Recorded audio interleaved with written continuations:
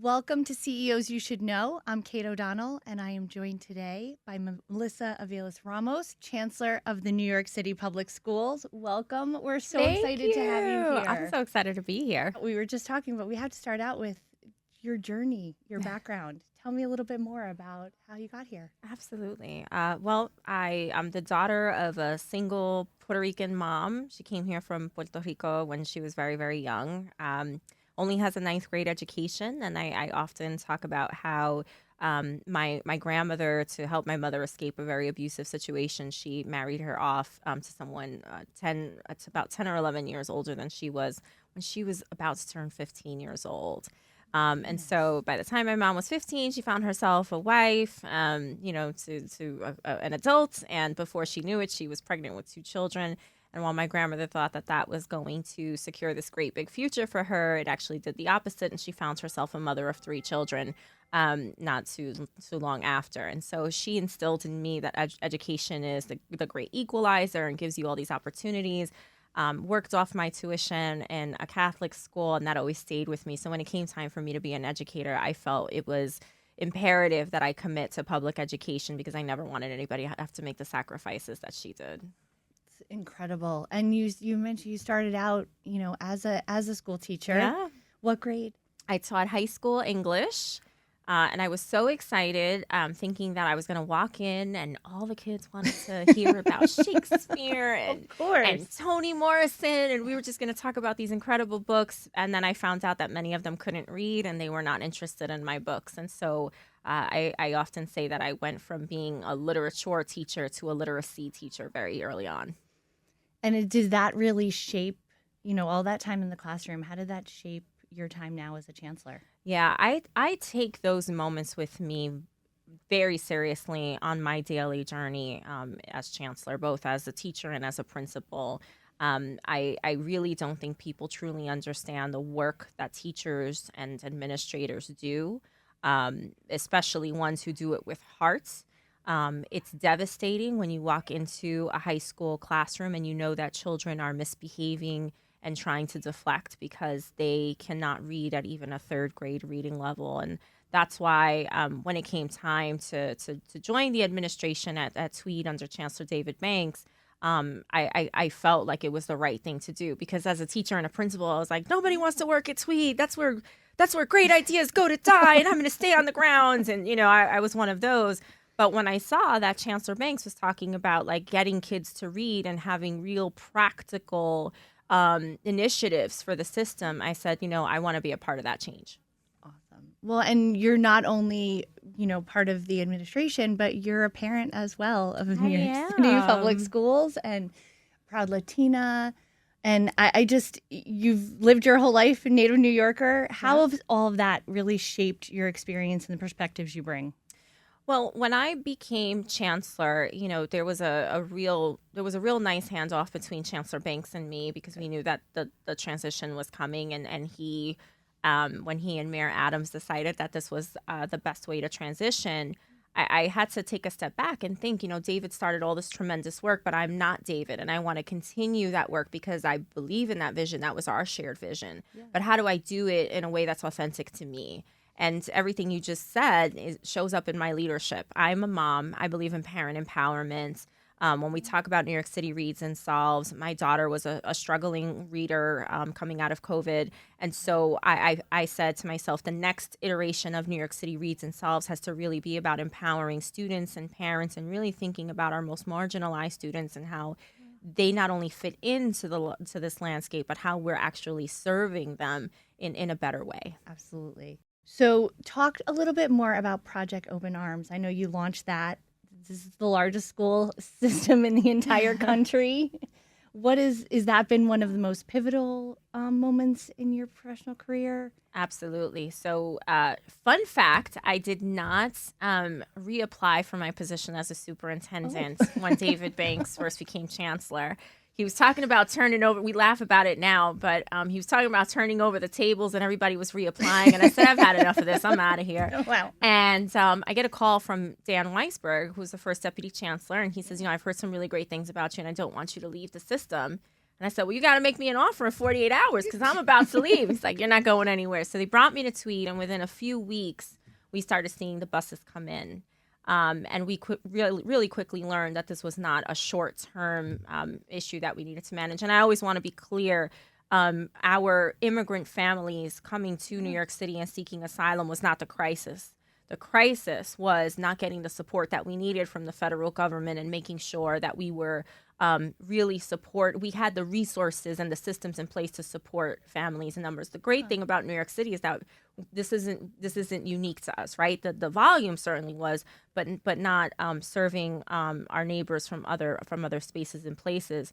I was a one-man team at the time because we didn't really know what to expect. And so I am just grateful to the support of my colleagues. And I led this cross-functional team, which we quickly coined Project Open Arms. And to the point where we were in the street talking to families who were reluctant to go into the shelter system and living in campers. People who were coming in here in winter with sandals and getting them coats and gloves. And so what originally started as a very scary, isolated project, I got so much support from elected officials, students, parents, my central colleagues, that it became this one ginormous initiative that everyone had a hand in, and I'm so proud of it. That's incredible. And to have that support and the confidence in you, I mean, it's an incredible community that you've built because of the work that you've done. Absolutely.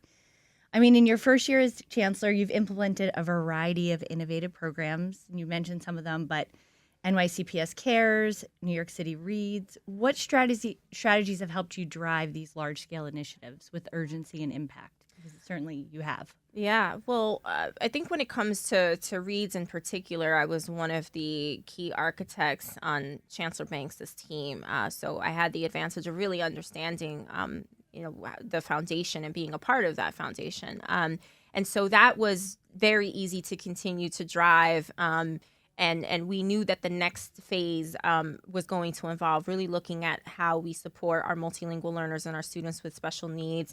And so I was ready to tackle that work with my instructional background. I think when it came to Solves, I had temporarily left the system and I came back. And I think that we might have been a little premature with Solves and we needed to do some more engagement. So I immediately got on the ground with Michael Mulgrew and with Henry Rubio, the UFT and the CSA union presidents respectively. And we started addressing some of those issues. And then with CARES, I said, everything that we're doing instructionally matters, but we also need to create this holistic approach to supporting the whole child and family, housing insecurity, food insecurity, trauma-informed care, because if those things are not in place, or if we're competing with those basic needs, children are absolutely not going to be able to absorb and take advantage of everything that we're doing in the classroom. So I like to think that my leadership style is very collaborative. I like to identify what are the issues that we're solving for. How do we get to yes? While everybody loves a great headline and celebratory news, if the detail, right, we say the devil's in the detail, if the implementation and the detail is not serving my kids and my families, then that doesn't feel good, right? Because I am a mom and I see it with my own kids. So my way of driving these big initiatives is being visionary, but also keeping my ear very close to the ground and honoring every stakeholder, and no escalation is too small or too minute for my attention. And you really have to address the whole child. Like as you're talking and all of the different factors, they're not isolated. No. So you have a lot on your plate as far as bringing all of this together and how you can really best serve these children. It's incredible. Thank you. You've also championed a lot of inclusive education. I mean, you mentioned it too, but student-led initiatives, anti-bullying, anti-vaping campaigns. How do you balance that with empowering the students themselves, but ensuring that, as you talked about, those system-wide standards are in place and that you're really making sure that it's going in the right direction? Yeah. I think it goes back with the standards and the expectation that City Hall has also set. The mayor has been very, very clear about his experience in school and how he beat the odds. And so his expectation is that schools are inclusive places and that we look at every child for the brilliance and the excellence that is within them, and it's up to the adults to bring it out in them. And I very much agree with him, and my own personal experiences, both my own and with my daughter, underscore that. And so I think for me, what's most important is making sure that with whatever priority that we have in place, that we're really listening to the community and what it is that we need to make to adjust whenever adjustments need to be made, and how do we continue to drive these really big initiatives forward, despite being such a large school system. And I think sometimes when it comes to inclusive environments, people see that as a challenge, and I actually see it as an asset. I see it as a benefit. A diversity in all aspects of New York City is what makes us great. And so if you look at some of our students who are labeled in certain ways, they have the most innovative ideas, they have the best energy. It's just creating the opportunity for them to channel it in these positive ways. And you're empowering them, and I'm sure that you're getting a lot of support from the students as well. Yes. They're very excited about it. They're excited to own. They're like, listen, old woman, we know what bullying looks like. Let us handle it. And I'm like, go for it. Rule the world. That's what we want. Could not be in school right now. Like, I'm glad I was in high school 30 years ago, because I can't. Me too. I don't think I could. I don't think I could have done it. Absolutely not. The New York City Public Schools is now offering 3,700 new teaching opportunities. Yes. And I know you're expanding the programs like the New York Solves that you talked about. How do you ensure that these innovations are not only implemented, but sustainable? Well, so I love that question. And I have to tell you, part of the sustainability plan, the strategy behind that, is making sure that we work in close partnership with our unions. And this is something that I've always led like this in every aspect, from principal to deputy superintendent, et cetera. I think when you work well with your union partners, the seeds of sustainability are planted, because when we spend time fighting with each other, we're not really getting anything done. And so what makes New York City Reads and Solves and Cares so successful is that there is support for it. Again, right, Michael Mulgrew was very vocal about some of the hiccups with Solves, but rather than fight him on it and stand in front of the media and say, no, everything's great, I said, he's right. Things are a little messy. We got to clean them up. And I went in there and I went with my team and we started cleaning them up. And so I think that's the kind of leadership where you're not afraid to say if something is not working. That doesn't mean that the initiative isn't working. And looking at the plethora of partners you have who are incredible people and well-intentioned and want to share this agenda with you, if you work with them the right way, you can move things forward. So Reads, Solves, these amazing programs. Who's going to argue with kids doing math and reading, right? Like, I want these things to outlast me and a few chancellors, right? I want to know that when my daughter's in high school, she's enjoying New York City Solves. And I will not be chancellor when my daughter is high school. I will not be helping with No, but I mean, I think that's great. I mean, the common theme, and you just keep talking about, is just getting that support, but also getting those different perspectives. Yes. And I think that, and like you mentioned, not being afraid. I mean, I think that is what's going to keep things fresh and keep things moving forward. And I think that's an incredible, kind of baseline foundation that you're creating that will sustain. Absolutely. Thank you. So you've said we're not just talking about equity, we're delivering on it. So what does true educational equity look like for you?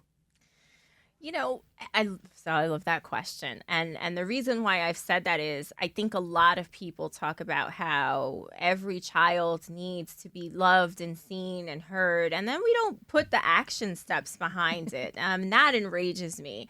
And so it looks like making sure that whichever district your child is in, they are getting access to high quality curriculum and instruction. That's super important, right? Because back in the days, if you lived in District 7 in the South Bronx, you weren't necessarily going to get the same curriculum that you would get in District 2 in Lower Manhattan. That's not acceptable, right? No. And even within one school, I remember as a deputy superintendent, I visited a school one day, and I went into one math classroom, same grade, same subject, went in, saw one thing happening in one classroom. I go in and I see an entirely other thing. And I was like, what? Why are there two different things? So standardization of curriculum and instructional expectations was a must. That is equity work. That is really making sure that every child has access. The second thing is our pathways work. And again, I want to go back to the incredible vision that both Mayor Adams and Chancellor Banks set for this work, which is when children are graduating, it shouldn't just be go to college and get into debt and not know what you're doing. Have access to internships and apprenticeships and live in the real world while you're in high school, while earning dollars. Over $18 million in wages going into our children's pockets while they're still in high school. That's phenomenal. Now they do not have to negotiate between their basic needs and their career aspirations. So when I think about equity and I hear people talking about, Black and brown people don't get the opportunities. I'm a brown woman. I had to find my opportunities. And what we are doing as, quite frankly, an administration of people of color, we're making sure that we're doing the equity work that we've been talking about for years. And you have nearly 500,000 students now who are benefiting from New York Reads, New York Solves. What are your long-term goals for these kind of programs and achievements and to sustain, as you said? So this goes beyond after graduation. Yeah. My long-term goals, what I would love to see is that New York City Reads and Solves and Cares are cornerstones of New York City's public education system. And that students can walk into a school and there is a standardized approach to making sure that every child is receiving high quality instructional materials, that they are getting access to the mental health supports, that if a family is facing housing and food insecurity, that they have different spaces and places to turn to, trusted adults who can help them navigate with dignity. Again, I didn't often know where our next meals were going to come from. I saw the shame that my mother went through to ask for help. And when we say it takes a village, we can't just keep saying that without creating the conditions for the village to be there for the families. That trust needs to be built. So my vision is that we are giving our children everything they need instructionally and academically, but that we're also making these schools very welcome and warm environments where a family can feel comfortable saying, hey, I need help raising my child. Actions speak louder than words. Yep. That's awesome. So 5 years from now, we're sitting here.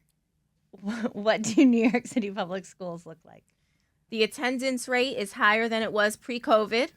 Awesome. We have way more students graduating from college because we've always done a good job of getting kids to college, but not through college.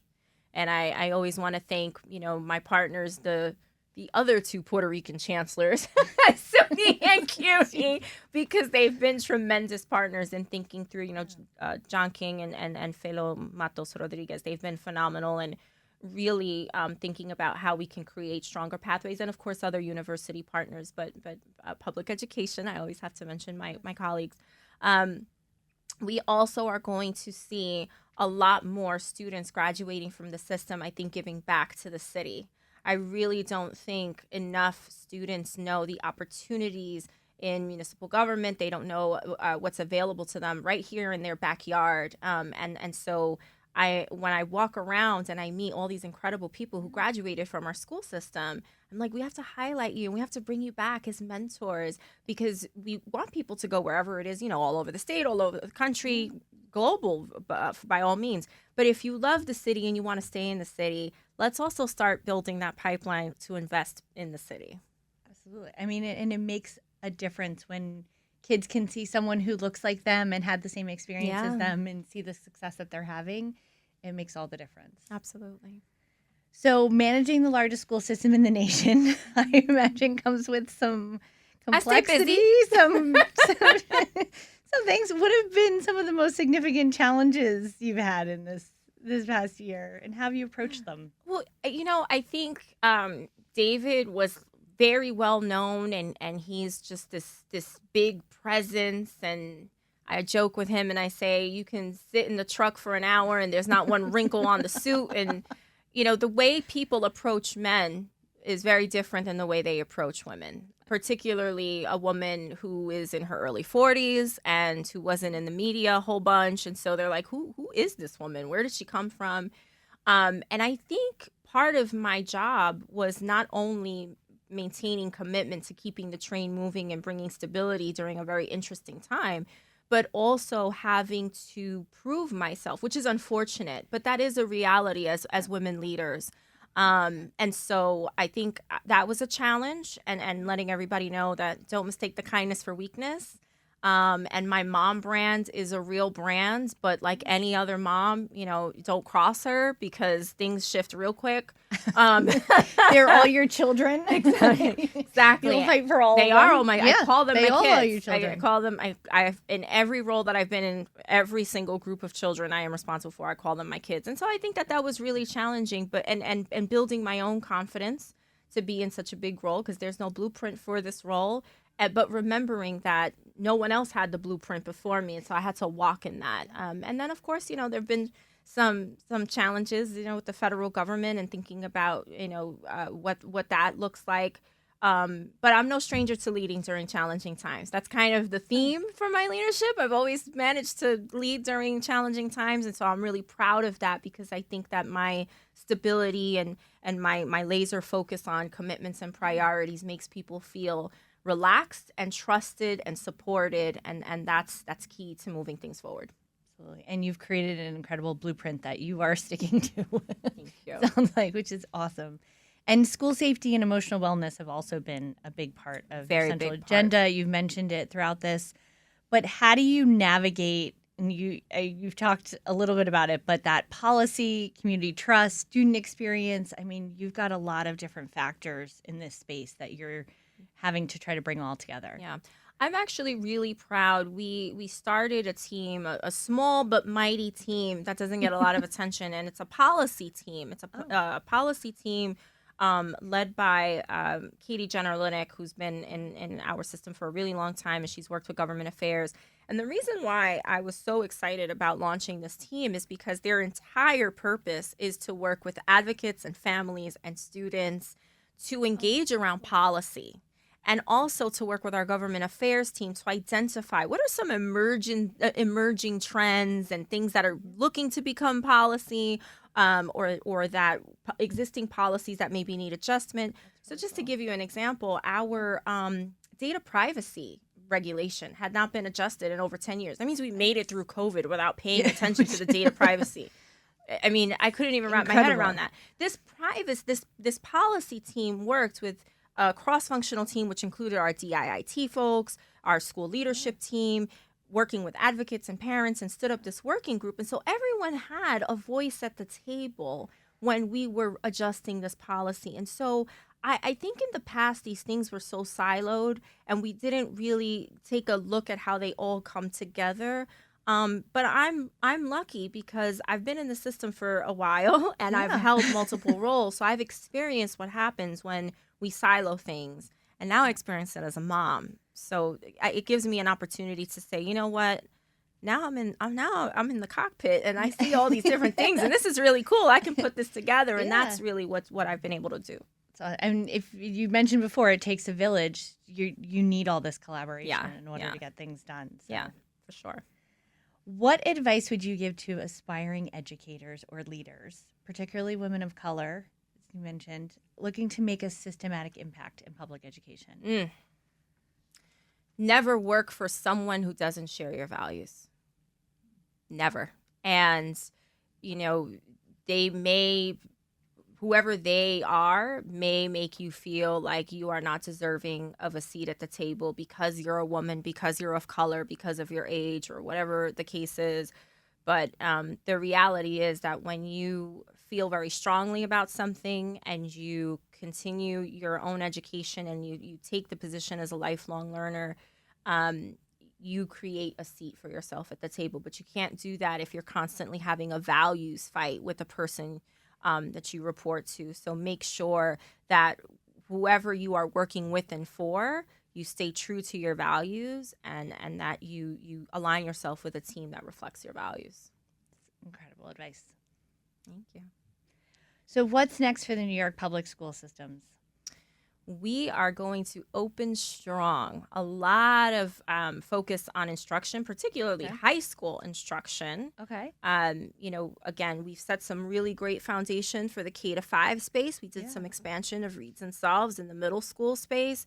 But I am often up at night thinking about our high school students who are not benefiting from the early building blocks of New York City reads and solves because they're already in high school. And so we need to be super aggressive on how we're supporting our young people in high school. And our Pathways initiative gives a lot of opportunity to high school students. But if they are deficient in credits and Regents exams, they often can't take advantage of that. So I'm looking forward to opening the year strong when it comes to instruction and continuing the great work with CARES and Solves and Reads. Awesome. If there's one thing you want people to take away from your mission, what would it be? Every stakeholder matters. No parent, no student, no school aide, no safety agent is too small of a voice or a person to inform policy, to inform practice, and to move this system. And I think if we would have recognized that sooner, we would have gotten bigger stuff done earlier. But because only a few people held the keys to the castle, we are here deficient in so many ways.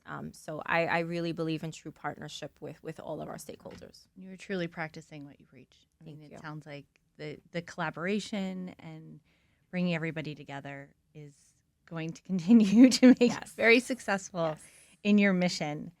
Lastly, is there any kind of call to action you'd like to share? Like, how can everybody listening really engage and support in all the work that you're doing?